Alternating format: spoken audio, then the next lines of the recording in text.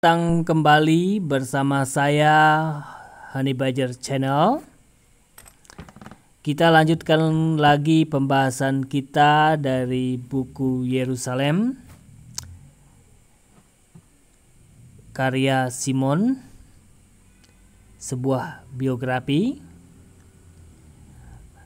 Kita membaca minimal 5 menit saja setiap hari. Jadi sediakan waktu minimal 5 menit saja untuk membaca sebuah buku. Oke, kita masuk ke dalam materi. Ucapan terima kasih. Saya telah dibantu dalam proyek besar ini oleh satu pasukan sarjana terkemuka di bidang mereka. Kita skip saja ini, skip.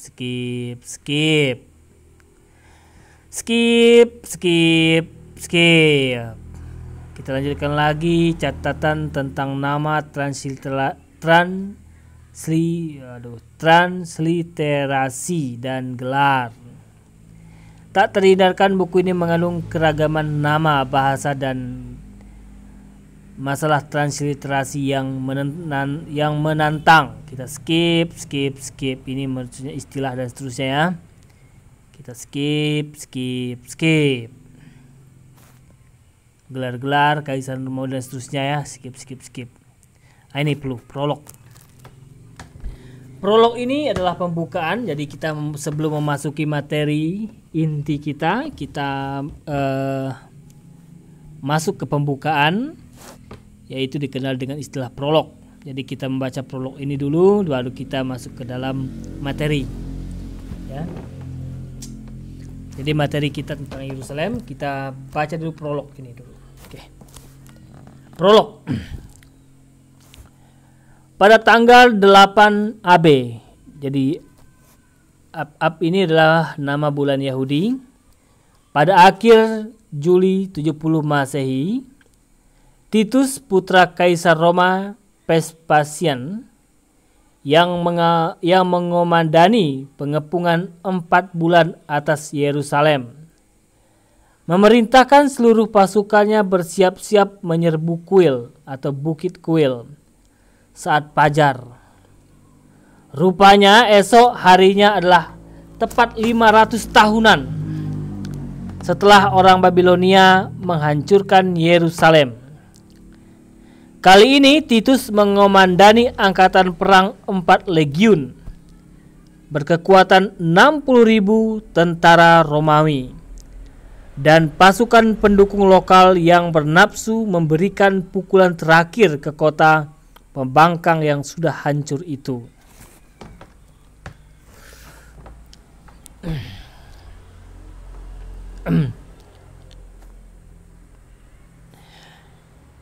Di balik tembok mungkin 1,5 juta orang Yahudi yang kelaparan masih hidup dengan kondisi yang mengenaskan. Sebagian adalah para pengikut fanatik keagamaan, sebagian para bandit penjara, tapi sebagian besar adalah keluarga-keluarga tak berdosa yang tidak punya jalan keluar dari perangkap maut nan perkasa ini. Ada banyak orang Yahudi yang tinggal di Yudea. Mereka ditemukan di seantero Mediterania dan Timur Dekat. Dan perjuangan final dengan sisa-sisa kekuatan itu akan menentukan tidak hanya wajah kota itu dan para penghuninya, tapi juga masa depan Yudaisme dan sekte kecil Yahudi, Kristen, dan bahkan yang menunggu selama 6 abad kemudian terbentuknya Islam. Orang-orang Romawi sudah memasang lerengan menyandar ke tembok-tembok kuil, tapi serangan mereka atas benteng di atas jalan itu sempat gagal. Beberapa saat sebelumnya pada hari itu, Titus mengatakan kepada para pejenderalnya bahwa upaya-upayanya untuk menjaga kuil asing ini mengorbankan terlalu banyak tentara di pihaknya. dan juga memerintahkan gerbang-gerbang kuil dibakar. Gerbang-gerbang perak meleleh dan mengorbankan api ke pintu-pintu, jendela dan rak-rak kayu di dalamnya. Kemudian kayu yang ditumpuk di lorong-lorong kuil itu sendiri. Titus memerintahkan api dipadamkan. Orang-orang Romawi, kata dia, tidak boleh membalaskan dendam diri kepada mereka pada benda-benda mati, bukan orang. Orang-orang Romawi, kata dia, tidak boleh membalaskan dendam diri mereka pada benda-benda mati, bukan orang. Lalu dia beristirahat malam itu di markasnya di Menara Antonia yang setengah hancur, yang menghadap ke kompleks kuil yang bercahaya. Jadi Titus memerintahkan api itu dipadamkan karena orang-orang Romawi itu, kata Titus, tidak boleh membalaskan dendam kepada benda-benda mati, karena benda-benda itu tidak bisa membunuh. Benda-benda itu adalah memiliki nilai seni atau seterusnya mungkin. Jadi mungkin harus membunuh orangnya, bukan benda-benda mati yang harus dihancurkan, kata Titus. Jadi begitu ya. Di sekeliling tembok-tembok ada pemandangan-pemandangan mengerikan yang pasti menyerupai neraka di muka bumi. Kita dulu lihat ya.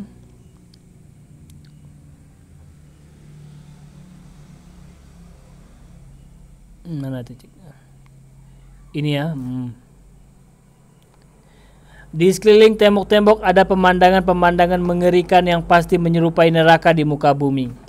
Ribuan mayat membusuk di bawah terpaan sinar matahari.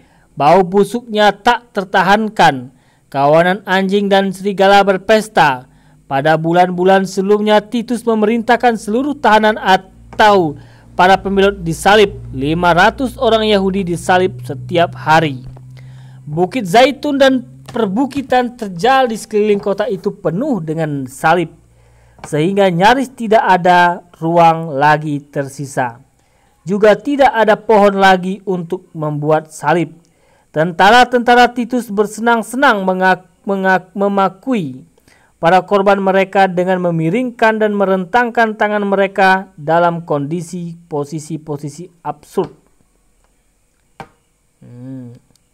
Tentara-tentara Titus bersenang-senang memakui para korban mereka dengan memiringkan dan merentangkan tangan mereka dalam posisi absurd. Banyak orang Yahudi begitu ketakutan berusaha keluar dari kota, sehingga saat pergi mereka menelan ulang. Banyak merentangkan tangan mereka dalam posisi absurd. Banyak orang Yerusalem begitu ketakutan berusaha keluar dari kota, sehingga saat pergi mereka menelan ulang uang-uang logam untuk menyembunyikan harta mereka, dengan harapan mengambilnya kembali ketika sudah aman dari orang-orang Romawi. Mereka muncul dengan perut membuncit karena busung lapar, dan seperti orang terserang penyakit buang air. Tapi ketika mereka makan, mereka ambiar berkeping-keping. Ketika perut-perut mereka meledak, para tentara menemukan harta karun dari usus yang busuk. Jadi mereka pun mulai membinasakan semua tahanan, mengeluarkan isi perut mereka dan menggeledah usus mereka dalam keadaan hidup. Tapi Titus tergugah dan berusaha melarang penjarahan anatomis ini. Kekejaman yang dilakukan oleh orang-orang Roma dan para pemberontak di dalam tembok setara dengan sebagian kekejaman terburuk abad ke-20. Kekejaman yang dilakukan oleh orang-orang Roma dan para pemberontak di dalam tembok setara dengan sebagian kekejaman terburuk abad ke-20. Perang telah mulai ketika para gubernur Romawi yang ceroboh dan rakus menyingkirkan bahkan aristokrasi Yudea.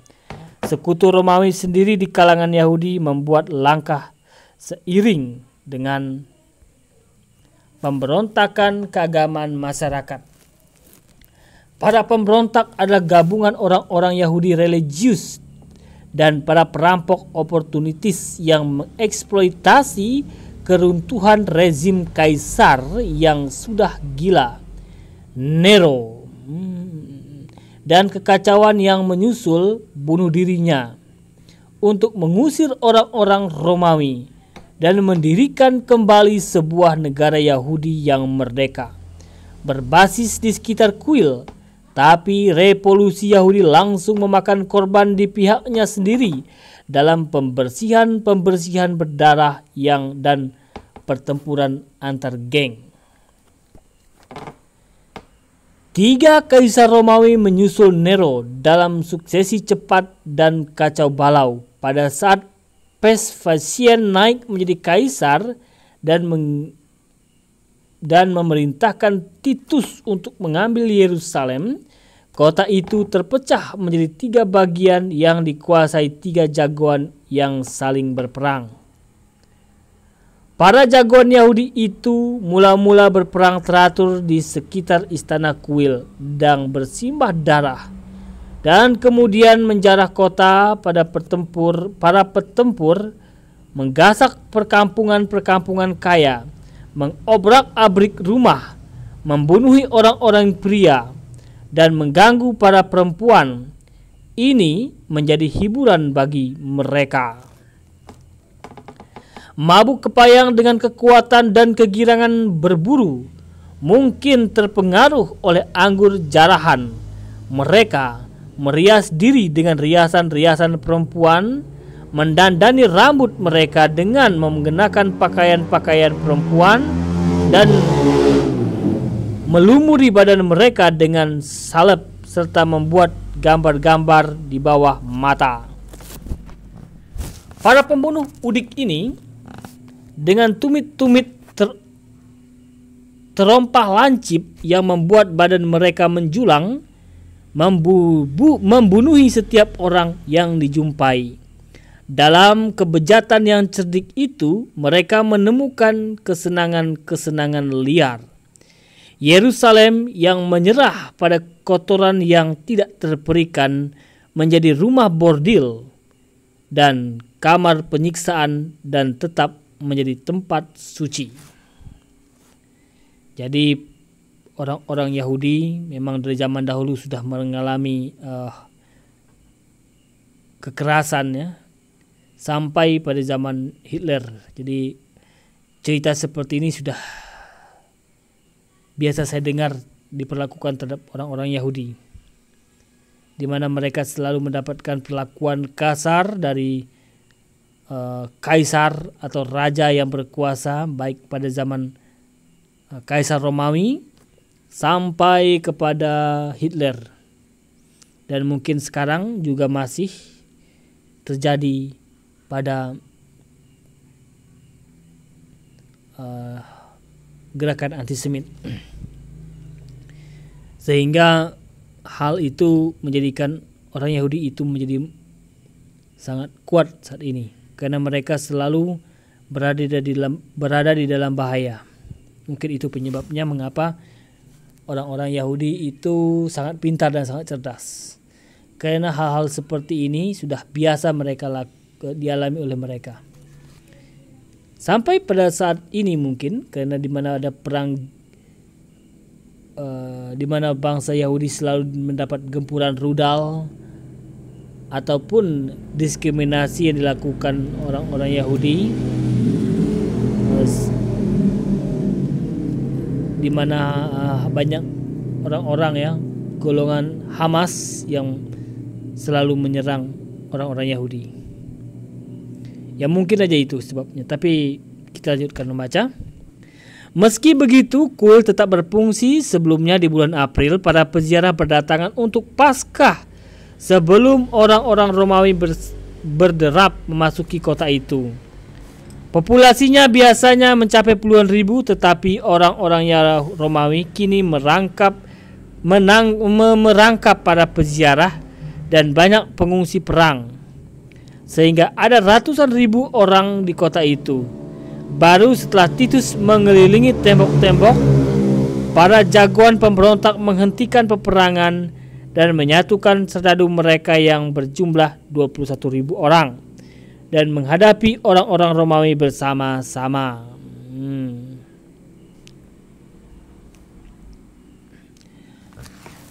Kota yang baru pertama kali dilihat Titus dari Bukit Scopus.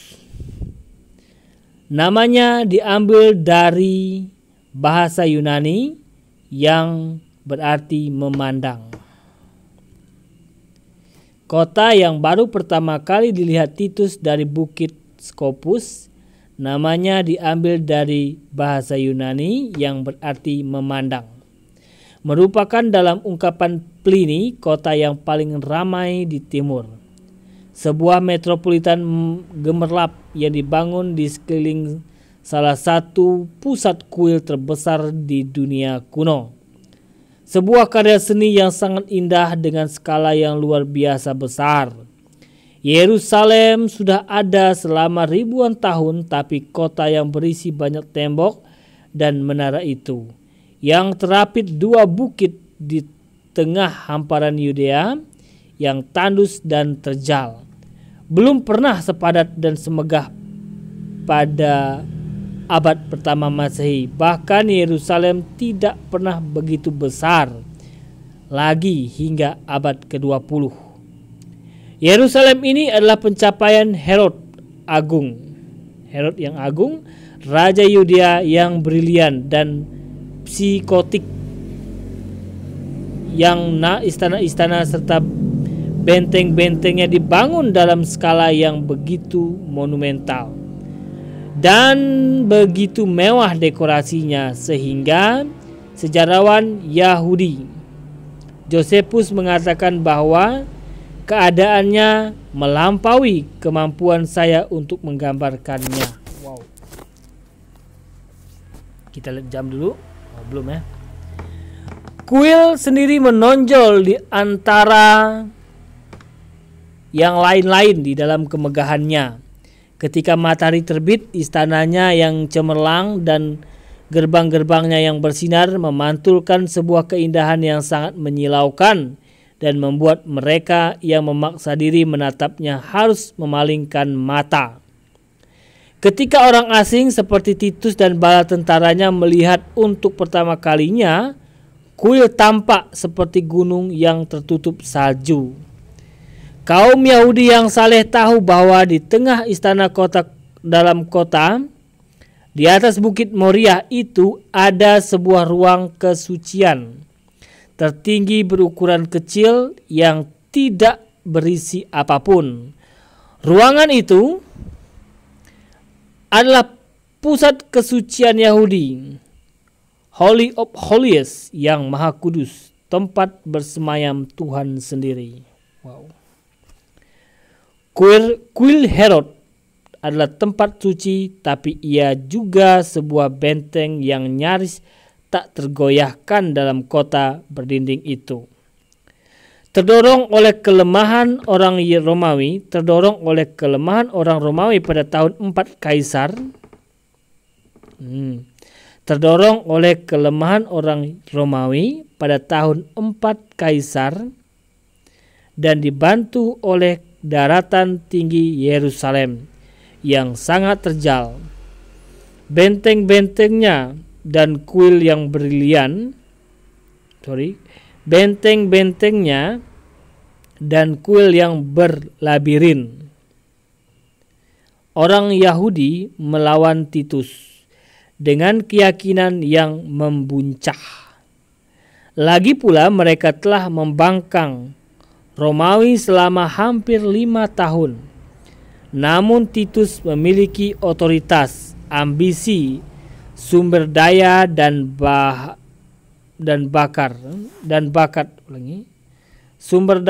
bakat yang diperlukan. Oke. Mana itu?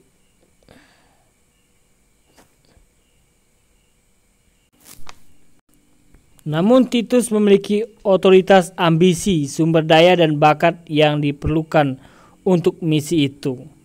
Dia siap melumat Yerusalem dengan efisiensi yang sistematis dan kekuatan yang melimpah.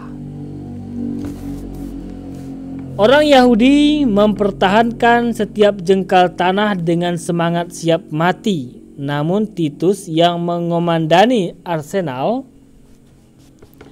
yang penuh dengan mesin, pengepungan, alat pelontar dan kepintaran teknologi Romawi mengatasi tembok pertama dalam 15 hari.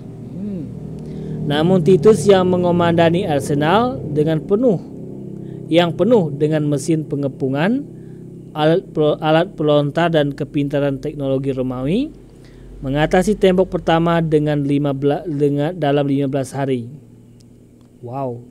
Berarti lumayan lama. Mereka berarti menghancurkan tembok pertama saja dalam waktu 15 hari. Berarti lumayan hebat tembok itu kan. Dia memimpin 1.000 anggota pasukan memasuki pasar-pasar Yerusalem. Dia memimpin 1.000 anggota pasukan memasuki pasar-pasar Yerusalem yang membingungkan dan menyerbu tembok kedua. Wow. Tapi orang-orang Yahudi berarak keluar dan merebut kembali tembok itu, sehingga harus diserbu terus-menerus. Titus selanjutnya berusaha memamerkan kekuatan di kota itu, mengarak pasukannya, baju-baju besi, helm, kilatan gada, kibaran bendera, kilauan elang-elang, kuda-kuda penuh ornamen. Ribuan orang Yerusalem berkumpul di arena pertempuran untuk menyaksikan pertunjukan, mengagumi keindahan lapis baja mereka dan kerapihan barisan orang-orangnya. Tapi orang-orang Yahudi tetap gigih, atau mungkin terlalu takut pada pemimpin mereka untuk membangkang perintah tidak menyerah. Akhirnya Titus memutuskan untuk pengepungan dan menutup sebuah kota dengan membangun tembok pengusung. Pada akhir Juni orang-orang Roma menyerbu benteng Antonia yang kokoh melindungi kuil dan kemudian meruntuhkannya, kecuali satu menara yang dijadikan Titus sebagai pos komandonya. Pada pertengahan musim panas, saat perbukitan yang melepuh dan tak rata itu mulai ditumbuhi hutan mayat salib. Wow. Pada pertengahan musim panas, saat perbukitan yang melepuh dan tak rata itu mulai ditumbuhi hutan mayat salib yang bergeletakan. Suasana di dalam kota dipecekam ketakutan akan datangnya kiamat. Fanatisme tak kenal kompromi, sadisme ganjil dan kelaparan yang membakar. Gerombolan-gerombolan bersenjata berkeliaran mencari makan, anak-anak berebut remah-remah makanan dari tangan-tangan ayah mereka, ibu-ibu menjumputi sisa-sisa makanan dari bayi-bayi mereka sendiri. Pintu-pintu yang tertutup memberi petunjuk adanya persediaan yang disembunyikan, dan para tentara masuk mengungkit pantat pada korbannya untuk memaksa mereka menunjukkan wadah biji-bijian mereka. Jika mereka tidak menemukan apa-apa, kekejaman mereka bahkan lebih barbar, seakan-akan mereka dicurangi. Sekalipun para tentara sendiri masih punya makanan, mereka membunuh dan menyiksa sebagai kebiasaan untuk melampiaskan kegilaan. Yerusalem dilanda fitnah. Orang-orang saling mengutuk pembual dan pengkhianat. Tak ada kota lain yang tercermin dari kesaksian Josephus. Tak ada kota lain yang tercermin dari kesaksian Josephus yang pernah membiarkan kekejian semacam itu, atau abad manapun yang menumbuhkan satu generasi yang lebih menyuburkan kekejaman daripada masa itu sejak permukaan dunia.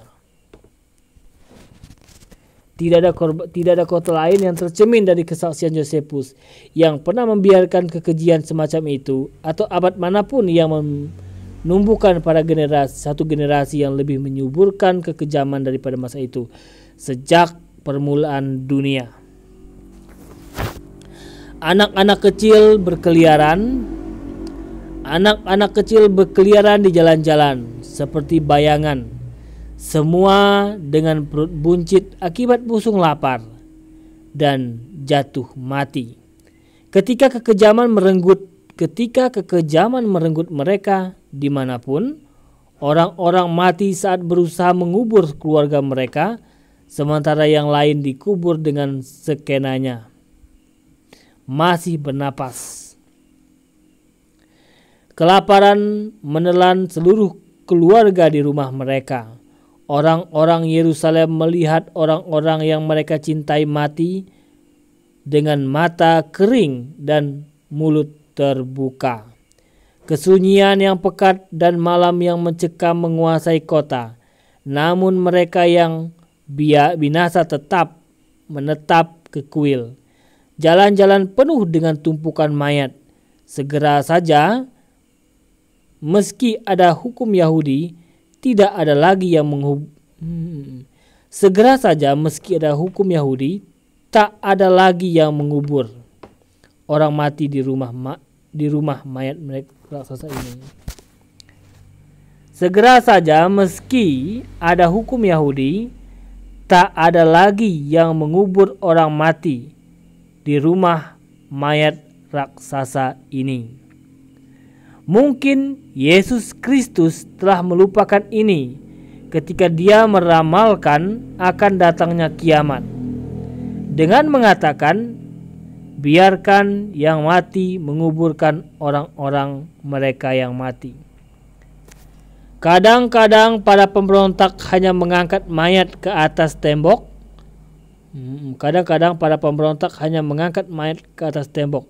Orang-orang Romawi meninggalkan mereka membusuk dalam tumpukan-tumpukan bau yang menyengat. Namun para pemberontak masih terus bertempur. Titus sendiri seorang tentara yang tidak memilih-milih.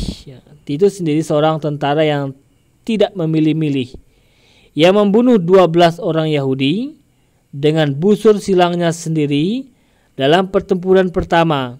Merasa ngeri dan tertegun. Dia hanya bisa merintih kepada para dewa-dewa, bahwa ini bukan ulahnya. Sang kekasih dan kesayangan ras manusia. Dia dikenal karena kedermawanannya. Kawan-kawan, aku telah kehilangan satu hari. Dia berkata ketika dia tidak punya waktu untuk memberikan hadiah kepada para kamratnya. Tegap dan angkuh dengan dagu belah. Mulut indah, Titus sedang membuktikan diri sebagai komandan berbakat dan seorang putra yang populer dari Kaisar Vespasian.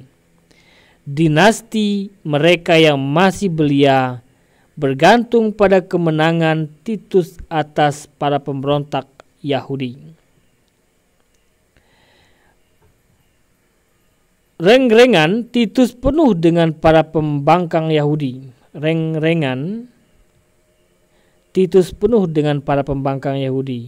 Termasuk 3 warga Yerusalem, seorang sejarawan, seorang raja. Dan tampaknya sepasang ratu yang berbagi tempat tidur kaisar. Sang sejarawan adalah penasihat Titus, Josephus, seorang panglima pemberontak Yahudi yang telah membelot ke pihak Romawi, dan menjadi sumber tunggal catatan ini. Sang raja adalah Herod Agripa II, seorang Yahudi Romawi yang dibesarkan di antara Kaisar Claudius. Dia telah menjadi pengawas kuil Yahudi yang dibangun oleh buyutnya, Herod yang Agung, dan sering tinggal di istana Yerusalem, sekalipun dia menguasai wilayah-wilayah yang terpisah-pisah di bagian utara Israel, Suriah dan Lebanon modern. Kita lihat jam dulu. Oke, masih ada waktu. Hampir pasti raja ditemani adiknya, Berenice, putri seorang raja Yahudi, dan 2 kali menjadi ratu dari pernikahannya yang belum lama menjadi gundik Titus. Musuh-musuh Romawinya belakangan mengutuknya sebagai Sang Kleopatra Yahudi. Dia berusia sekitar 40 tahun, tapi dia sedang dalam tahun-tahun terbaiknya dan di masa puncak kecantikannya, ungkap Josephus. Saat permulaan pemberontakan, dia dan kakaknya yang tinggal bersama, menurut para musuh mereka secara incest, berusaha meyakinkan bahwa para pemberontak tidak ada apa-apanya. Kini ketiga orang Yahudi itu tak berdaya memandangi penderitaan maut sebuah kota yang terkenal. Berenice melakukan itu dari tempat tidur sang penghancur kota itu. Berenice melakukan itu dari tempat tidur sang penghancur kota itu. Para tawanan dan pembelok membawa kabar dari dalam kota yang benar-benar membuat marah Josephus. Yang kedua orang tuanya terperangkap di dalam.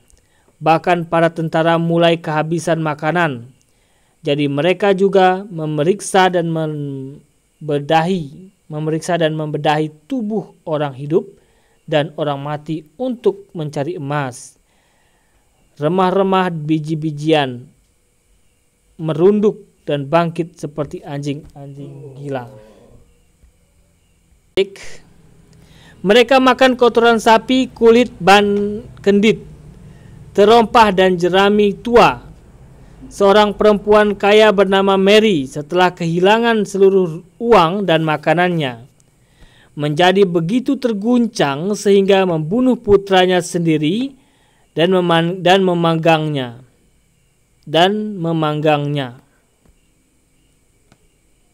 Wow. Mereka makan kotoran sapi, kulit, kendit, terompah dan jerami tua. Seorang perempuan kaya bernama Mary, setelah kehilangan seluruh uang dan makanannya, menjadi begitu terguncang sehingga membunuh putranya sendiri dan memanggangnya, memakan setengah dan menyimpannya untuk makan berikutnya. Aroma lezat meruap ke seantero kota. Para pemberontak menciumnya, memburunya dan berhamburan menuju ke rumah itu. Para pemberontak menciumnya, memburunya dan berhamburan menuju ke rumah itu. Tapi para penjagal yang sudah gila itu pun demi melihat setengah tubuh anak yang sudah dimakan itu gemetaran.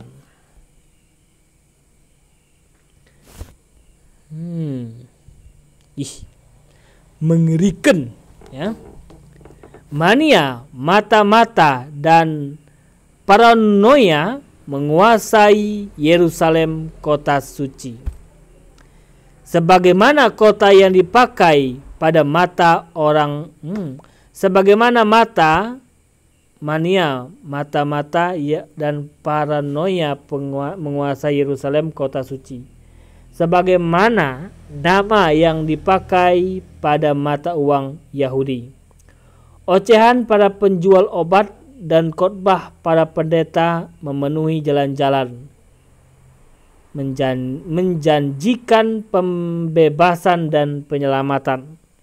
Yerusalem menurut pengamatan Josephus seperti seekor binatang buas liar gila yang karena lapar memakan dagingnya sendiri. Jadi di sini kita menyaksikan bagaimana kelamnya sejarah bangsa ini, sejarah negara bangsa Yahudi atau tempatnya sejarah Yerusalem, di mana terjadinya pembantaian, pembunuhan, kekerasan. Bahkan di sini diceritakan seseorang yang memanggang anaknya sendiri karena lapar mungkin pada waktu itu. Mary lah namanya, seorang perempuan yang kaya. Namun setelah kehilangan semua harta bendanya, dia memakan anaknya sendiri dengan memanggangnya. Pada akhirnya dari aroma panggang itu mengundang orang-orang yang datang kepada orang-orang bandit atau apalah namanya itu, dan mereka gemetaran melihat setengah dari tubuh manusia itu dipanggang. Ya begitulah intinya. Ternyata kota suci ini memiliki kisah yang sangat mengharukan.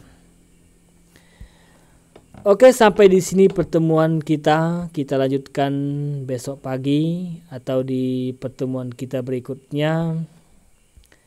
Akhir kata saya ucapkan terima kasih.